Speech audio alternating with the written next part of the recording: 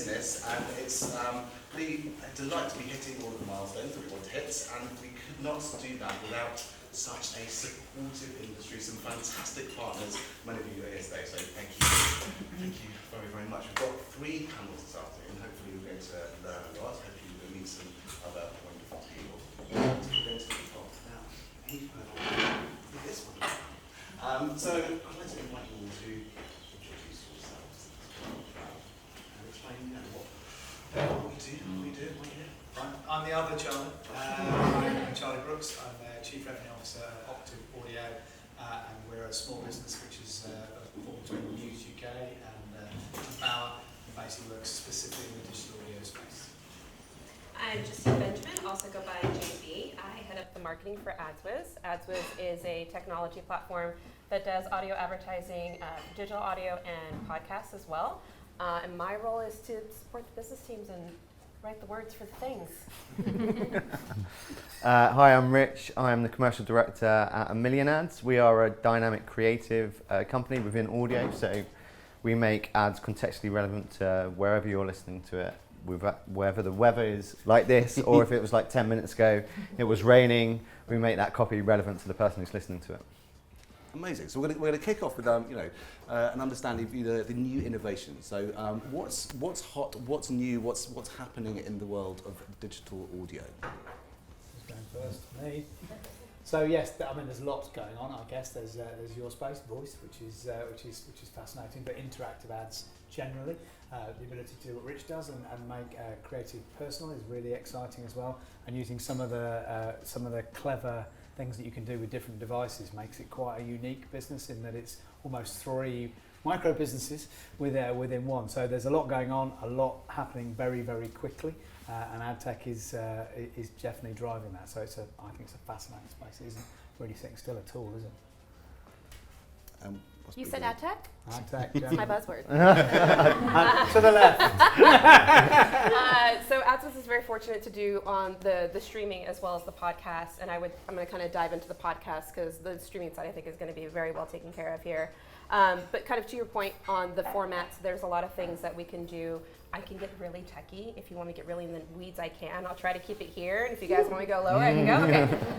But there's things like with developments like SDK kits that allow like the interactivity on mobile devices and players that can do like voice activated, and also motion activated on that side. But I would say on the podcast side, one of the innovations have really been around tapping into what makes podcasts so powerful, which is the content, and then using that for the context of how you target somebody, the same as kind of what you do. And I would say AI transcription technology, who doesn't love a buzzword? It does that really well. So it's really able to kind of take the context and the content of it and kind of make it actionable for targeting. And we can talk about that later. I think there's some other questions that we can go in the weeds on that. But I would say that's been a huge advancement across the podcast market. Yeah, I think the fact that we're all here working in audio is really exciting because I think 2-3 years ago there wouldn't be an audio ad tech industry, and now there's 3, 4, 5 companies here that are all working in the technology space in audio. And what that's saying is because there's people who've been working in radio, I think 3 years ago they would just be lifting their radio ad and putting it on a DAX or a Octave or a Bauer when I was working there. So it's exciting the fact that you can do all of these different things, and I think advertisers are starting to get to the point where audio isn't something that they can ignore, and actually we're talking about things like attribution and what we can do within that. So it's really exciting, it's growing massively, and I think we need to get to the point where we're taking people's 30-second radio advert and saying this is not fit for purpose. You need to change it by either adding actionable audio or adding audiences for Octave or making it personalised for us.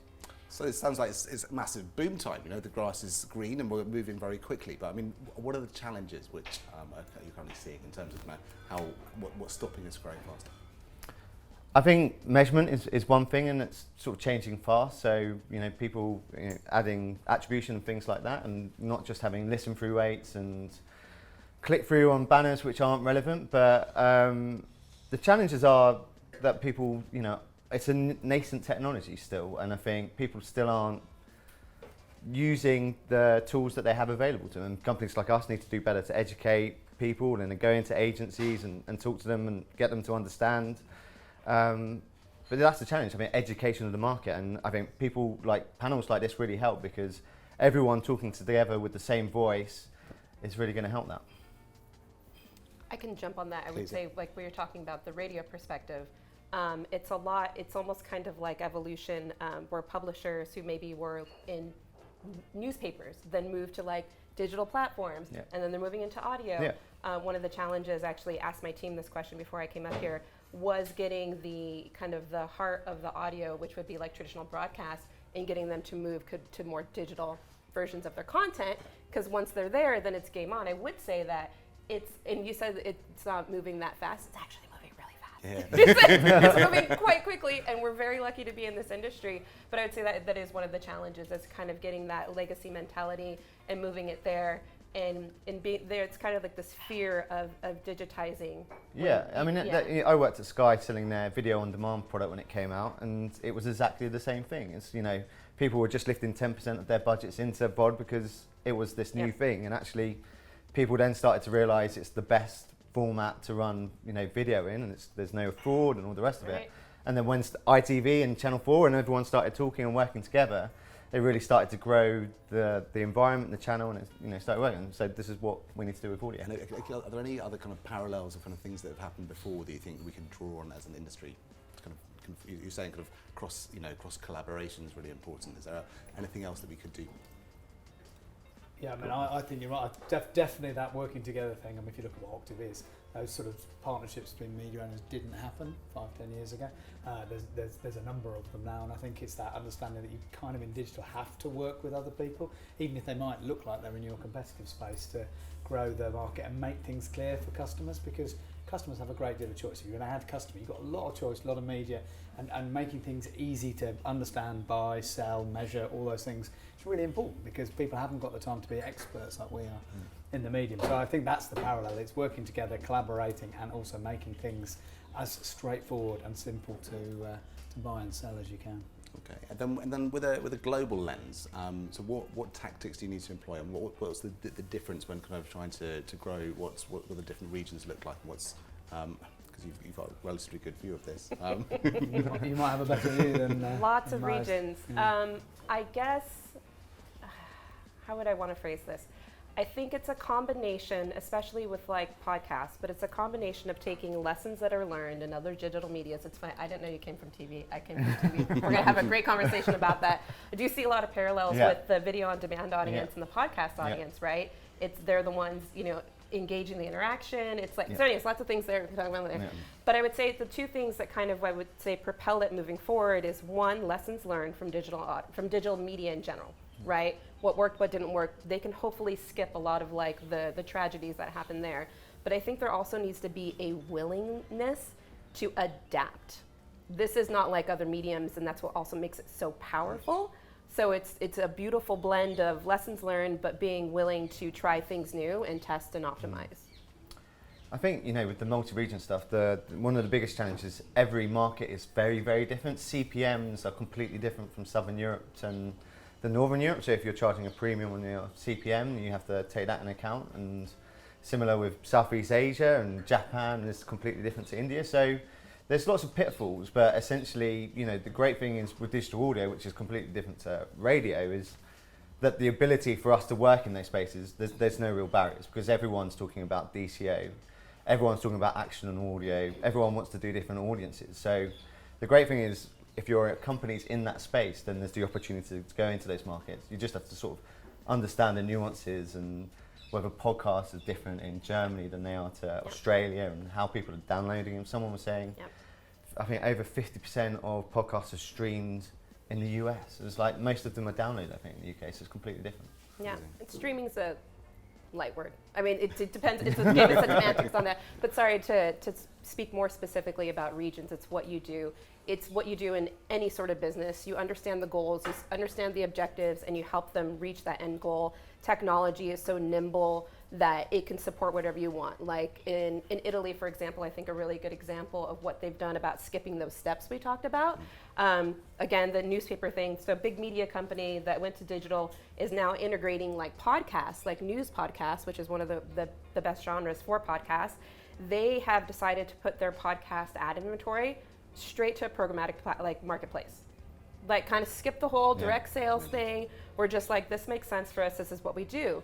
You look at France for digital audio as well. They have been doing programmatic audio advertising for a very long time, where some of the underlying reasons are more around like, what's the word I'm looking for? It's more privacy kind of driven, regulation driven, where a programmatic is much more safe environment for them. So again, it's identifying what the goal and what you're trying to do, and then letting the technology adapt for you. Okay, and so you said we kind of need to take a lead from other kind of digital channels which have come before, and people kind of expect, you know, highly targeted audiences and, you know, really granular attribution.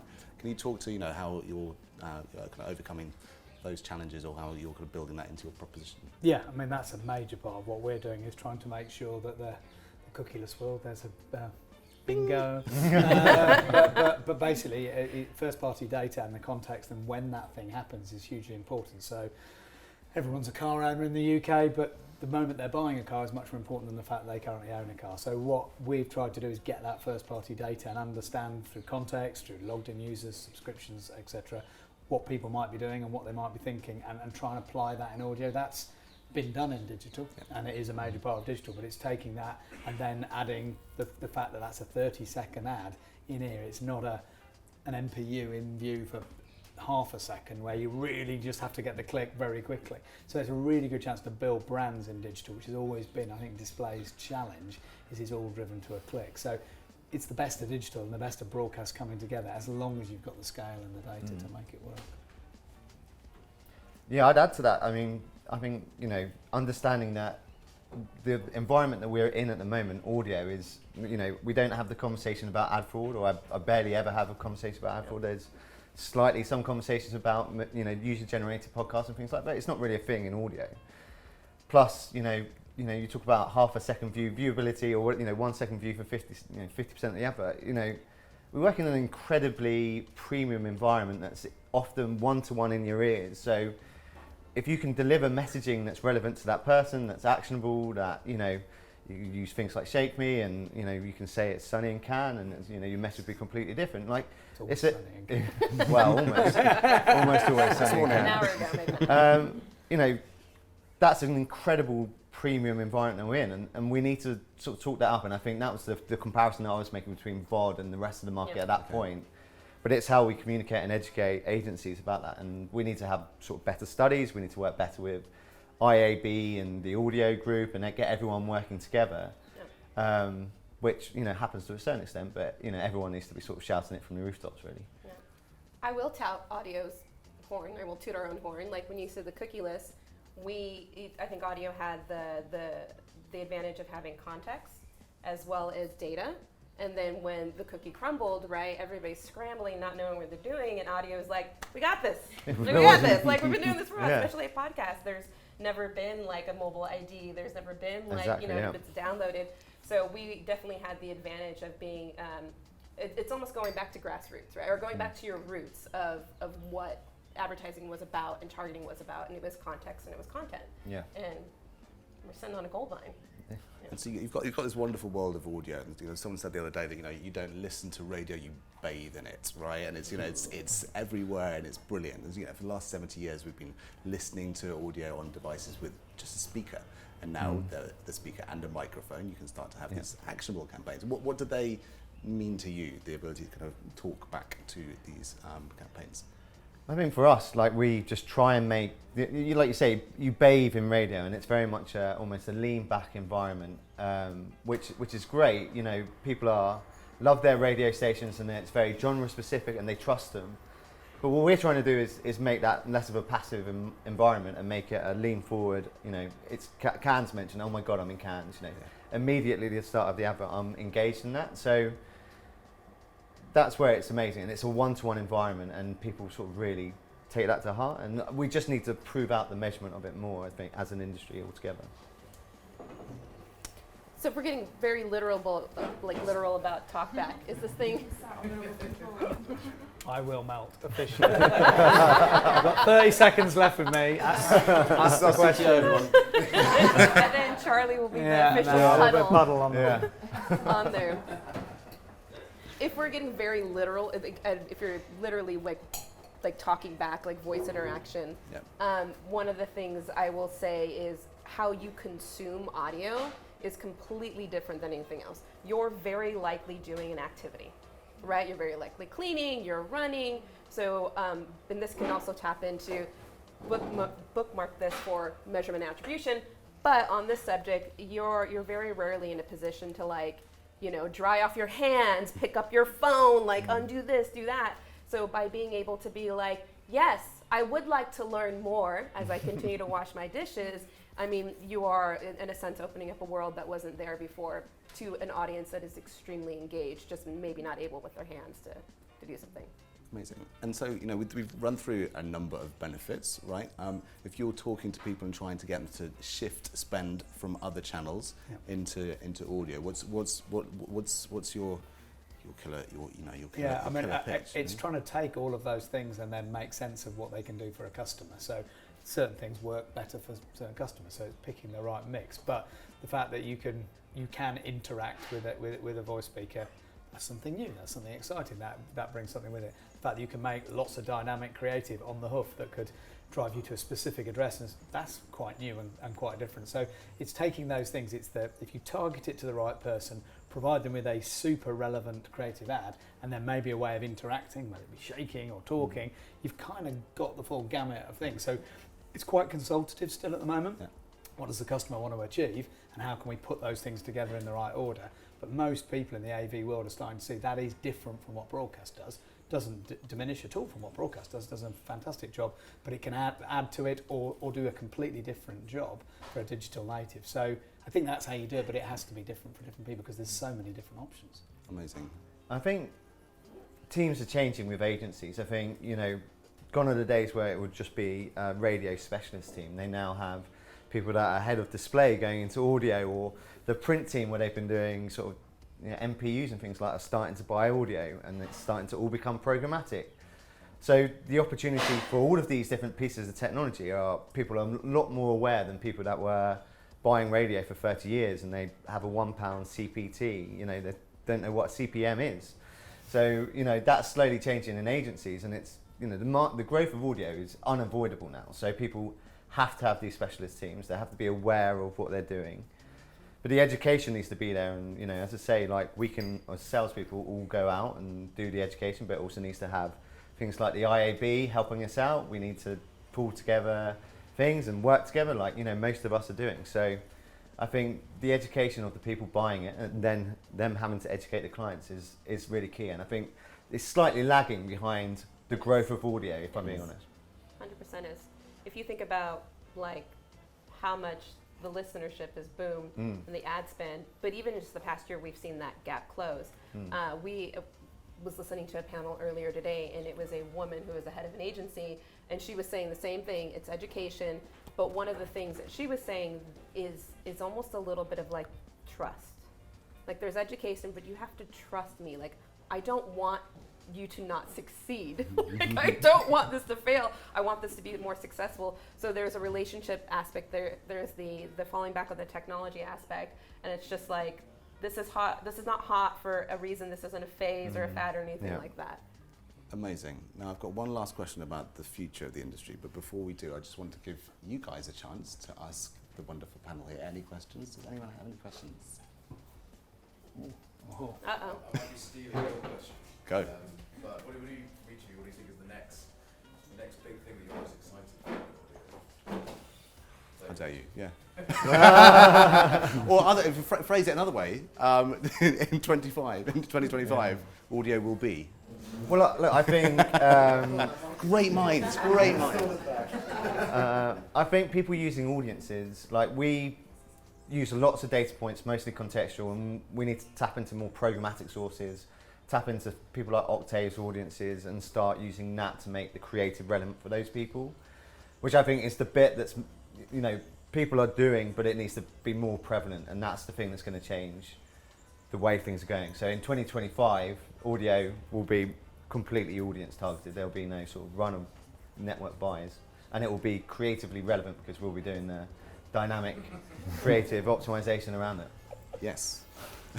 I have two perspectives. So understanding that we support supply and demand, I would say in 2025, audio will be for publishers a choose your own adventure from an ad format, right? So I think a lot of what scares, when you think about content, you think about podcasts, you think anything like that, it's content centric, it's creator driven, right? And a lot of the fear of introducing advertising, it's going to mess up the medium.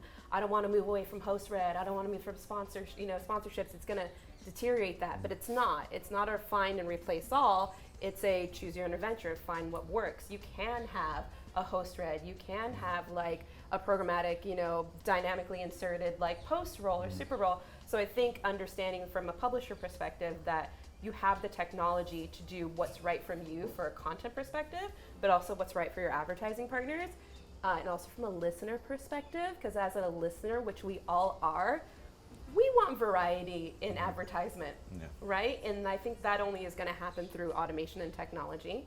And then I would say in 2025, audio will be, from an advertiser perspective, not fringe, not incremental, but a full-on part of the media mix and a full-on respected part of the media mix.